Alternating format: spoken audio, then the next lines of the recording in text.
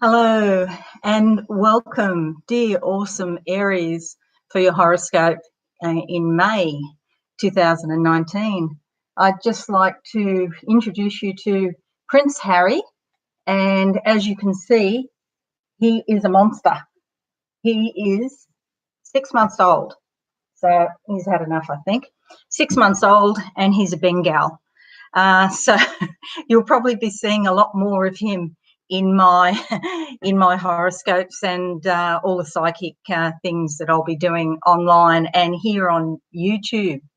Well, dear awesome Aries, you're in for a rip roarer, busy, full on month in May. Now, I know if you're in the Northern Hemisphere that you're in springtime, and down here in Australia, if you hadn't noticed, I am an Australian, it's autumn. And of course, after May comes our winter in June. But you're going to be having a lot going on to do with your value system. And it all starts on the 4th of the month with the new moon, bringing new beginnings in your second house, which is all about what you value. So it could be money, but it's likely to be more than money. It's likely to be your, not so much your identity, but what you regard as being important to you. So could be work, could be relationships, could be any number of things that you value. I've got Harry behind the curtain here and he's jumping around and you can see it's moving back and forth, okay? So note to self, and I did really know this, don't bring a Bengal in while you're trying to do a YouTube live stream. So if it falls over, you'll know what's happened. It's all his fault.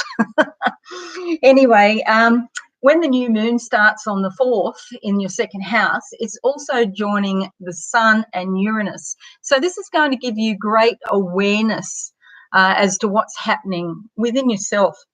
Also, with Uranus there's going to be some changes, and they could be unexpected, but they might not necessarily be bad news. They could be, unexpected things like money coming your way that you didn't know about.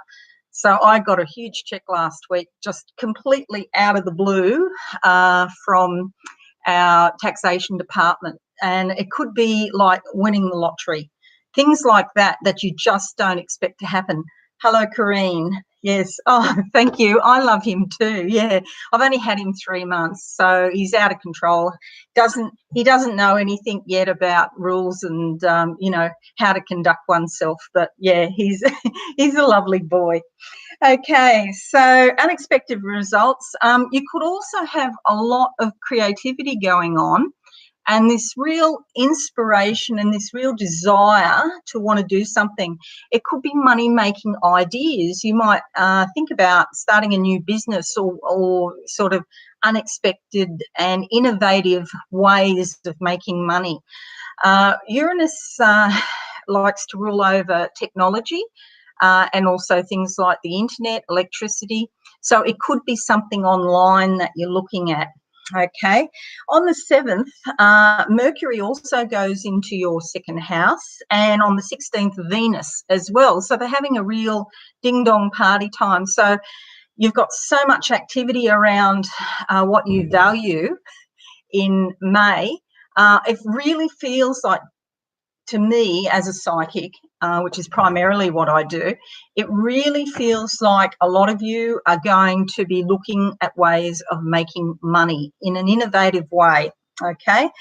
Mars is in your 3rd house, which is all about communications, siblings, and short trips around the neighbourhood. So Mars is really giving you a lot of energy to be motivated to, go gallivanting in your local area.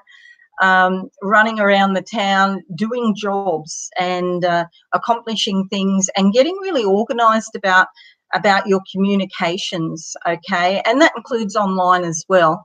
Now he's under my feet. The other thing it's really good for is studying. If you're thinking about doing a course or some areas in May, you really got the celestial heavens sending you lots of good vibes and good luck for studying. Okay, so the 16th sees Mars, a planet of motivation, go into your 4th house, which is your home and family. So that sort of motivation around communication then goes into the home and family. So you might be thinking about renovating, reorganising your home, perhaps upscaling or downsizing your home, but there's changes in the home from the 16th. And you'll be quite inspired. I feel with some of you, I'm getting a very decorative sense, like you're going to redecorate. I can also see like somebody's backyard with a fence and it's gardening. So getting in, and if you're in the Northern Hemisphere, of course, in spring, of course, it's a great time to garden. Okay, so the 18th sees the full moon, and it's in your 8th house, which is opposite on the wheel. It's opposite your 2nd house. So when you have like opposites like that, then it's activating your 2nd house. So again, to do with what you value. The 8th house is also about sex. It's about intimacy. It's about shared resources. So remember, I was just saying like an unexpected tax check, or in Australia we would say for retirement funds, superannuation, and in the States I think it's called 401k. It could also be to do with that, some money that's been held that you haven't been able to get access to, and then all of a sudden you can get access to it. Okay, so 18th of May that happens. So other people's money. It could also be a loan or something to do with a mortgage on a home, particularly as the 4th house is involved.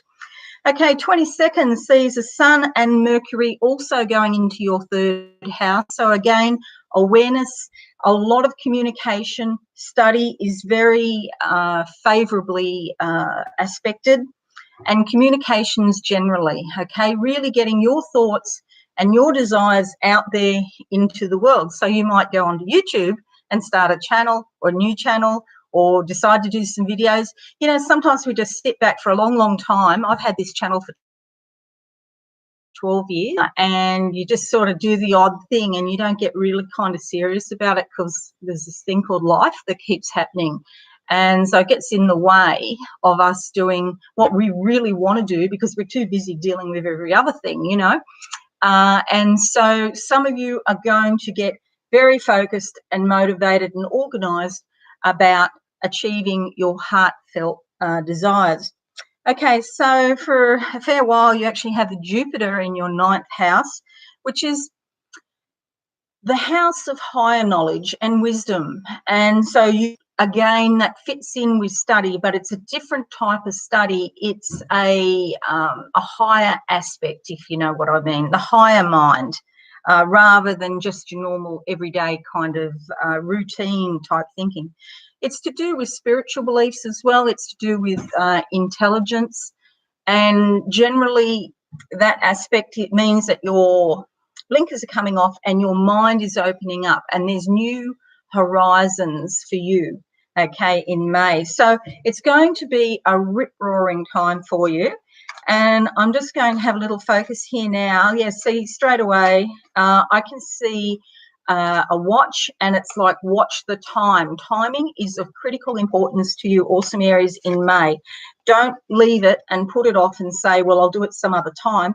When you feel, this is the thing, you see, when you feel the inspiration in your heart to do something, go with it. Don't let all of the ifs, buts and maybes of normal sort of everyday routine life drag you down from what your oh, thank you, Corinne.